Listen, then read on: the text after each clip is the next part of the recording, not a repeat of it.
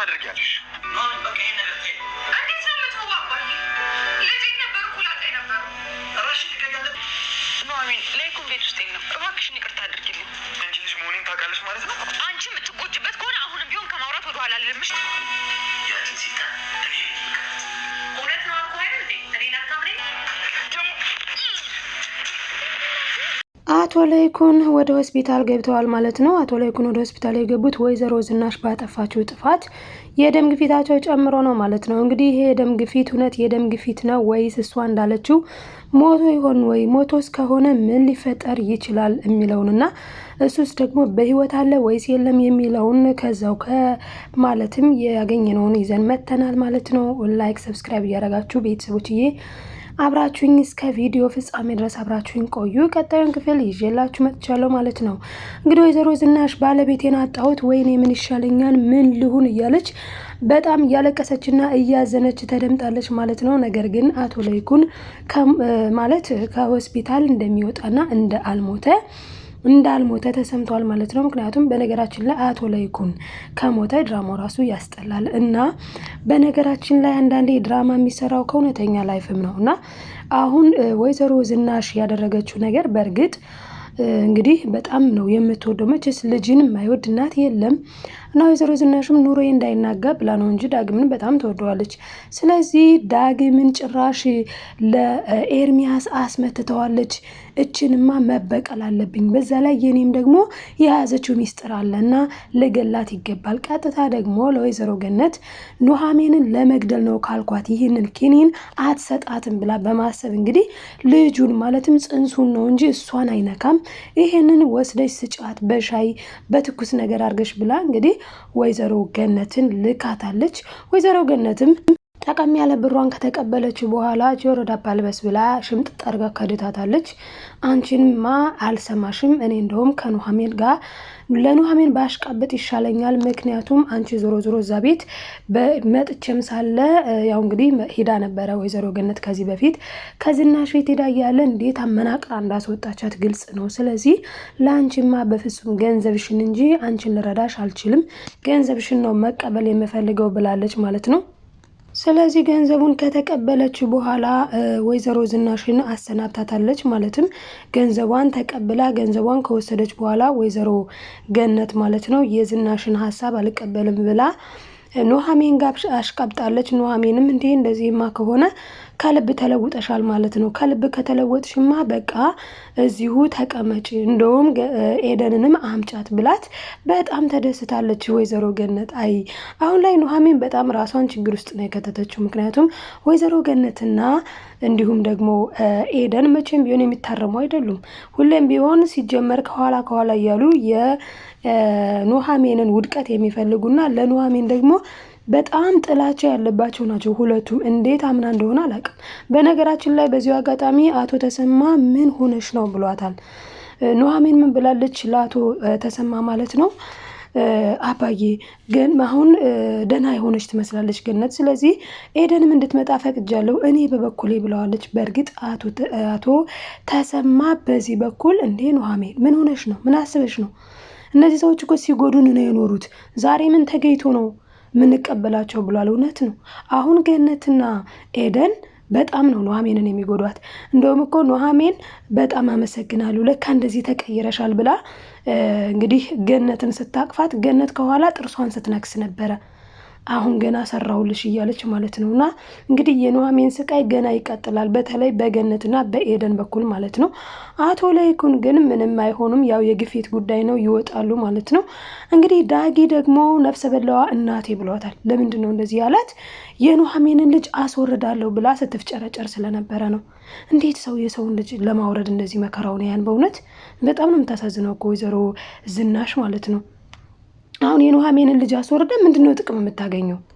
በእውነት ግራ የሚያጋባ ነገር ነው የወይዘሮ ዝናሽ ነገር ማለት ነው። እና ዳጊም የኔን ልጅነት ካልተቀበልሽ ከናሆም ጋር እኩልነት ከሌለኝ ናሆምን ልጄ እኔን ደግሞ የጓደኛዬ ልጅ የምትይ ከሆነ እኔ ራሴ ነገሩን አፍረጠርጠዋለሁ ብሏት ነበረ። እንግዲህ አቶ ለይኩን አሁን ከሆስፒታል ሲወጣ በጣም ማለት መጠንቀቅ አለባት። የሆነ ከባድ ነገር ሲሰማ እንደዚህ ግፊቱ ስለሚነሳበት ማለት ነው። ስለ ዳጊ ሲሰማ ደግሞ ምን ሊሆን ይችላል ስንል በጣም ከባድ ነው። በነገራችን ላይ ዳጊ የፈለግከውን ብር ልስጥ፣ ገንዘብ ልስጥ፣ ከኔ ህይወት ውጣ ሂድልኝ ብለዋለች። እሱ ግን ሊቀበላት አልፈለገም። የማይቀበልበት ምክንያት ደግሞ ምንድን ነው? እኔ አንቺ ከምትይው ቅራቅንቦ የበለጠ የምፈልገው ነገር አለ ብሏል። እንግዲህ የሚፈልገው በጣም የሚያሳዝነው ነገር የሚፈልገው ደግሞ ኑሐሚንን ነው። ዝናሽ ደግሞ ኑሐሚንን ምን አየሁ? ኑሐሚንን በፍጹም ነው የማትወዳት። ኑሐሚን ምንም ያደረገቻት ነገር እኮ የለም። ለምን ሚስጥሬን አወቀች ነው። በነገራችን ላይ ሚስጥሯን ከማወቋ በፊት ራሱ ኑሐሚንን አትወዳትም። ኑሐሚንና አባቷ ዝናሽ ቤት ሲሄዱ ማለትም ወይዘሮ ገነትና አቶ ተሰማ ሲኖሩ ያው የደረሰባቸው ነገር አለ። በዚህ ድራማ ላይ ግን በጣም ፎከስ አድርገን የምናየው ነገር ሁለት አይነት ሰው አለ። በጣም ሩሩህ፣ በጣም ጥሩ፣ በጣም የዋህ ቸር ደግ ሰው እንዳለ ሁሉ መጥፎ ጠማማ፣ በቃ የጓደኛ ምቀኛም እንዳለ እንመለከታለን።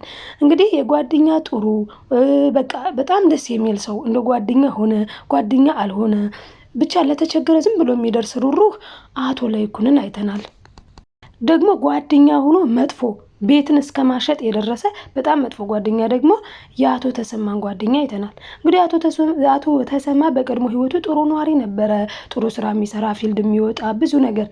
ከዛ አንድ ጓደኛው መጥቶ ነው እንግዲህ የተስተካከለ ኑሮ ኑር፣ ለምን ሀገር ለሀገር ትንከራተታለ፣ በቃ መድኃኒቶች ምናምን ከውጭ አስመጣ ባለ ገንዘብ፣ ከዛ ዘና ያለ ኑሮህን እኮ ቤት እዚሁ መኖር ትችላል አለው ማለት ነው። በዛ ሰዓት ደግሞ በጣም የሚገርመው ነገር ወይዘሮ ገነትና ኤደን ኑሐሚንን እየተተናኮሏት ስለነበረ ያንንም ነገር ለማስተካከል በቃ እኔ ልጄ አንቺ አጠገብ ነኝ፣ የትም አልሄድም፣ አይጎዱሽም ለማለትም ብሎ እዚሁ ለመቀመጥ ቤት ለመቀመጥ ማለትም እዚሁ ሀገር ለመስራት ገጠር ለገጠር ላለመንከራተት ምንድነው ያደረገው?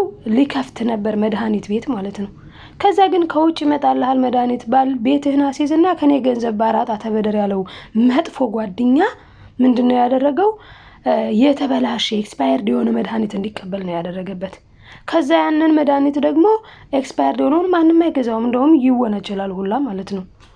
ስለዚህ ምን አደረገ? ቤቱን ወሰደበትኝ። ቤቱን በሐራጅ ነው አስሽጦ የወሰደበት ያ መጥፎ ጓደኛ እና መጥፎ ጓደኛም ጥሩ ጓደኛም እንዳለ ተመልክተናል። እዚህ ጋር ግን ኤደን በእውነቱ ማለት ነው እናቷ በጣም ገነት በጣም ጨካኝ ናት። ለራሷና ለራሷ ብቻ ነው የምታስበው። እንግዲህ ወይዘሮ ዝናሽ ይዛ በሽጉጥ እያስፈራራቻት ደውይ ከእናትሽ ጋር አሁኑኑ ሳልገልሽ አንቺን ለባሌ ትዋሽልኝ ዋሽታ አይ እኔ ያልኩት የውሸቴ ነው ወይም ብቻ የሆነ ነገር በይ ወይ ኑሐሚን ራሷ ውሸታም ናት መድኃኒት የሰጠች ነገር የለም ብለሽ ዋሽና እኔን ከዚህ ጉድ አውጪኝ፣ ያለዛ ቤት ውስጥ ሽጉጥ አለ መጥቶ ይገለኛል፣ ያለዛ ደግሞ ይኸው ልጅሽን ለመጨረሻ ጊዜ ነው ይሄንን ድምጿን የምትሰሚ ብላ ዝናሽ ዛተችባት። ይሄንን እንኳን ብላት ለልጇ እንኳን አራራችም። ገነት ማስመሰሏን ቀጥላለች። በጣም ይገርማል። እና ማስመሰሏን ቀጥላ ምንድነው ያደረገችው? አይ ምንም አታደርጋትም ልጅን በማለት በድፍረት ልክ አቶ ለይኩን ቤት ሲመጣ እና ኑሐሚን ቤት ሲመጣ ምንድነው ያለችው? አዎ ሚስትህ ብላኛለች፣ ክኒናውን ስጭ ብላኝ ይኸውና ድምጿ ስማ፣ በብር ነው የደለለችኝ ብላ ልጇ እንደዚህ ሽጉጥ ተደቅኖባት እኮ ነው እማዬ በሽጉጥ ልትገለኝ ነው እያለች እየነገረቻት የራሷ ጉዳይ። ለልጇ እንኳን አትራራም ገነት። ከማስመሰል ወደኋላ ማትል በጣም አስመሳይ ሴት ናት በእውነት። ስለዚህ ገነትን መጨረሻዋ የማያምር እንደሆነ ግልጽ ነው። ወይዘሮ ዝናሽ ምንም እንኳን እሷ ብትኮፈስም ማለትም እኔ የዝናሽ ልጅ እኔ የባላባት ልጅ እያለች ብትንበጣረርም ይኸው ከኋላ ጅራት ተከትሎ ዳግም መጥቷል ማለት ነው። እንግዲህ ስለ ዳግም ደግሞ ኑሐሚን ታውቃለች። ኑሐሚን እዚህ ጋር ሁለት ነገር ነው ያወቀችው። አንደኛ ስለ ዳግም ማወቋ ነው ኑሐሚንን ዝናሽ እንድትጠላት ያደርጋት። ሁለተኛ ሲጀመር እዛ ቤት ስትሄድም ኑሐሚን ስትሄድ ዝናሽ በፍጹም አትወዳትም ነበረ። ስለዚህ አሁን ላይ ልበቀላት። አንደኛ ሰው ማወቅ የሌለበትን ነገር አውቃለች። ሁለተኛ ነገር ደግሞ ልጄን ጭራሽ በልጇ አባት በአንዱ ምናምን እያለች ስለ ኤርሚ ማለት ነው ልታስገድል አስባለች። በነገራችን ላይ ኤርሚ ሌላ ጨዋታ ላይ ነው። ኤርሚ አሁን ኤሚንን አጥምዷታል። ምን ብሏን በራሱ ሲዝት ኑሐሚንን እንዳሰቃየችኋት እናንተ ሁለት ልጅ እናትና ልጅ አንቺ የት እንደምትገኝ እናትሽን ሳስብ በጣም ነው የሚያስቀኝ ብሏል፣ ዝቷል። ኤሚንንም እንደዛተው በእጁ አስገብቷታል። አሁን ላይ ኤሚን በኤርሚ ስር ናት።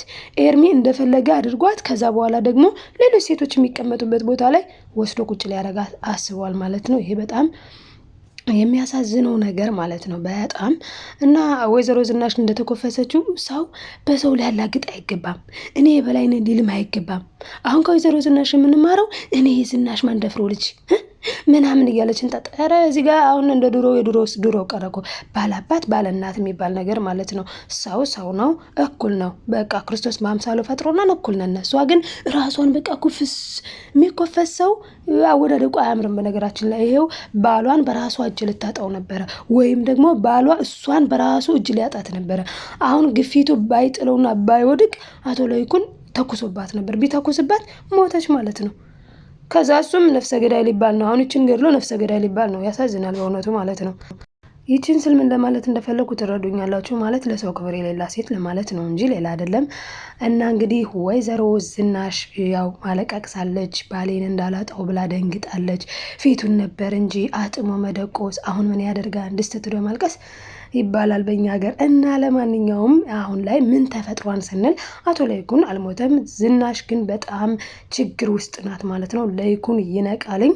ከዛ በኋላ ለዝኑ እንግዲህ በጣም ከባድ ነው የሚሆነው። ነብሰ ገዳይ ነብሰ በላጋ እንዴት ነው የኖርኩት ዘመኔን?